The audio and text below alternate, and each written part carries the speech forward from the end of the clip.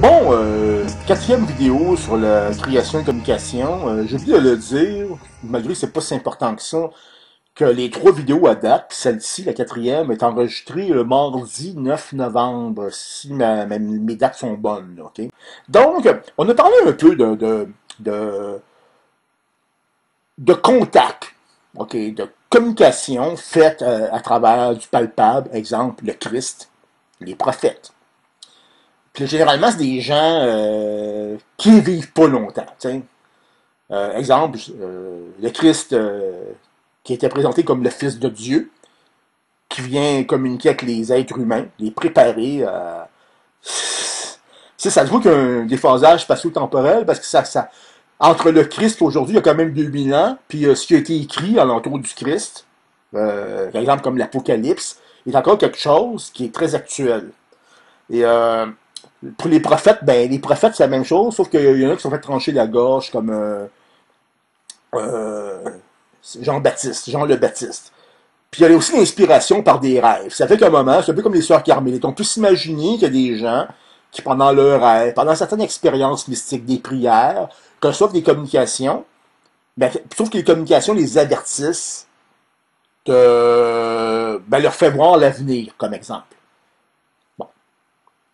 C'est arrivé pratiquement à beaucoup de personnes que vous connaissez sans doute de faire des rêves prémonitoires.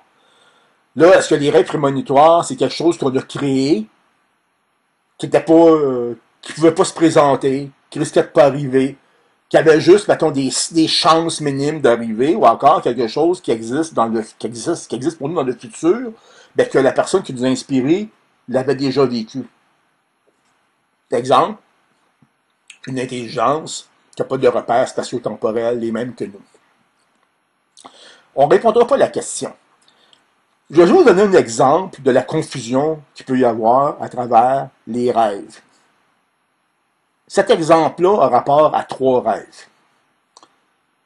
OK. La personne qui a fait les trois rêves n'est plus au Québec.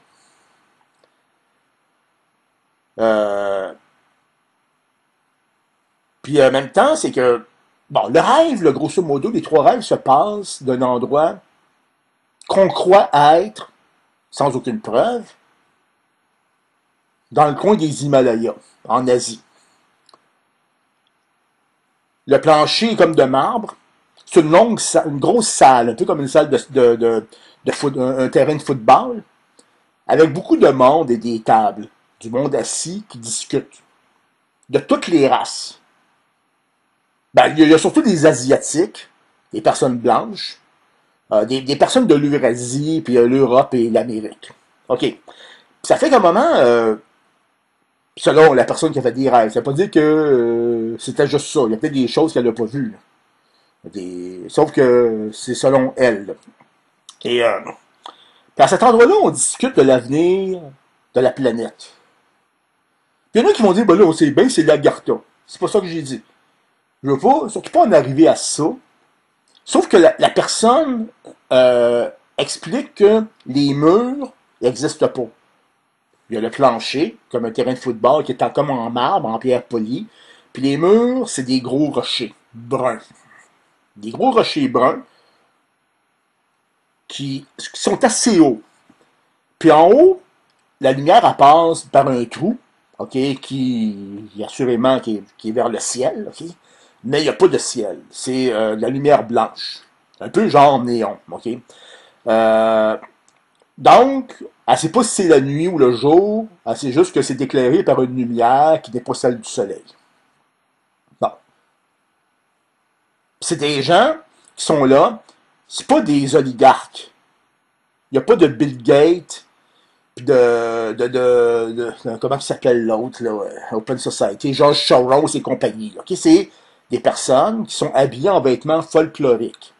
Exemple, on y reconnaît des personnages qui ressemblent à des Asiatiques, des Chinois, comme exemple, par la robe qu'elle porte, la barbe. C'est des images stéréotypées, si vous aimez mieux, ok? Le bonnet. Puis il y en a d'autres, c'est des gens qui ont des t-shirts puis des jeans. Pas tout Tuxedo. Je pense que les Mercedes ne se rendent pas là, de toute façon, parce qu'ils ne semblent pas avoir de porte. Pas visible, du moins. Premier rêve. La personne ne sait pas ce qui se dit.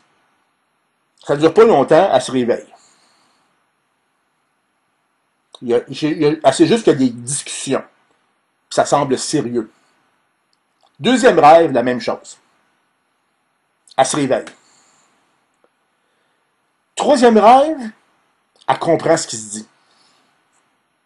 Elle se lève pour prendre la parole devant toutes les autres qui vont l'écouter. Mais elle semble chahutée. Ben, c'est pas trop si c'est des réactions par rapport à ce qu'elle a dit qui sont en conflit contre ce qu'elle dit, ou des réactions comme quoi que les gens disent elle a raison. On peut pas faire. Non, elle sait pas. À côté, il y a quelqu'un qui semble l'appuyer, mais qui reste assis. Quelqu'un qui la regarde, puis elle semble se dire quelqu'un qui prend la parole enfin. Mais le gars, il est mort. Parce qu'il ressemble, selon la personne, à Saint-Germain. Je ne sais pas si c'est Claude, son prénom. C'est lui qui a construit les fameuses pyramides entre Montréal et Québec sur l'autoroute 20. Je ne me rappelle pas c'est où l'endroit. J'avais été là une fois, je pense, il y a longtemps.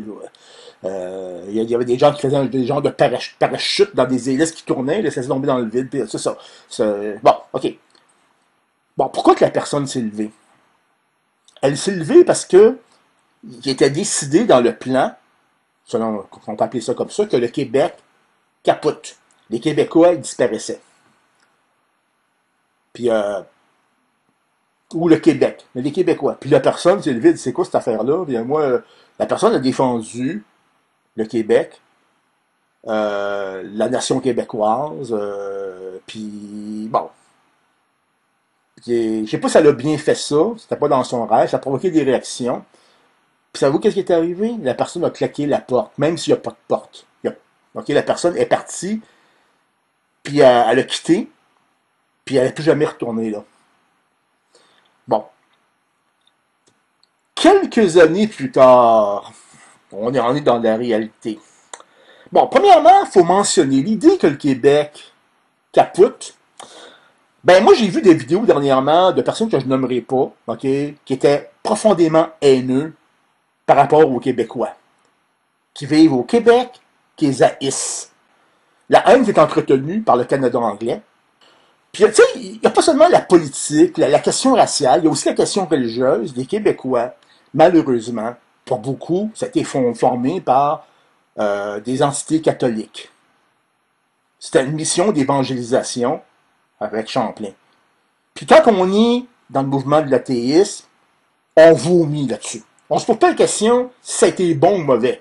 On vomit. Il faut qu'on vomisse avec des caméras de TVA du Canada, puis qui filment, pour montrer comme jusqu'où là, ça nous fait du mal. OK, que les catholiques, les francophones.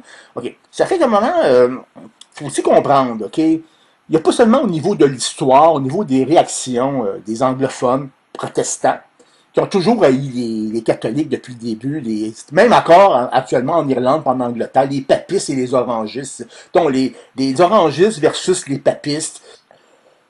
Il y a aussi des idées qui sont en train de s'imposer par la science. Puis la grosse maladie. Malheureusement, c'est malheureux. Là. Moi, là, avant la grosse maladie, je commence à avoir des doutes sur le comportement des gens, ici. Avec la grosse maladie, mon doute est dissipé. Ça va pas bien. Les gens ne vont pas bien ici. Les gens ne vont pas bien, puis même que je comprends à trouver ça inquiétant de se faire ridiculiser à travers le monde à cause de nos politiques sanitaires. Là, je n'accuse pas le gouvernement, là. Moi, le principal problème, c'est pas le gouvernement, c'est la population. La population, là, était la même avant les élections de la CAQ. OK? Il faisait enculer par le Parti libéral, il réagissait pas. Il allait chercher un nouveau pot de vaseline. 13 minutes. OK, je parlais de vaseline à ce moment-là. Bon, vous prenez ça en note. Quand il parlait de vaseline, son temporisateur s'est mis à fonctionner. Ça veut dire que c'est un signe. La vie de pétrole. OK, vous savez qu'on va continuer avec le plus important concernant justement toutes les raisons de remettre en question le Québec. ça peut commencer à allumer des lumières par la suite chez vous. C'est pour ça que j'ai fait des vidéos. C'est pas parce que ça me tente. C'est parce que je me dis, si je le fais pas, je vais avoir des regrets quand ils vont tous passer au feu. Si je le fais, bon, au moins, il va falloir me dire que le feu, il a passé plus vite, comme ça, ils ont moins souffert, grâce à moi. Je fais de l'humour noir.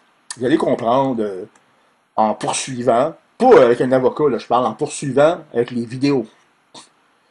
Puis amusez-vous bien, puis soyez gentils surtout, puis essayez de, ben je dirais même plus que ça, pensez à votre résonance électromagnétique avec tout le reste.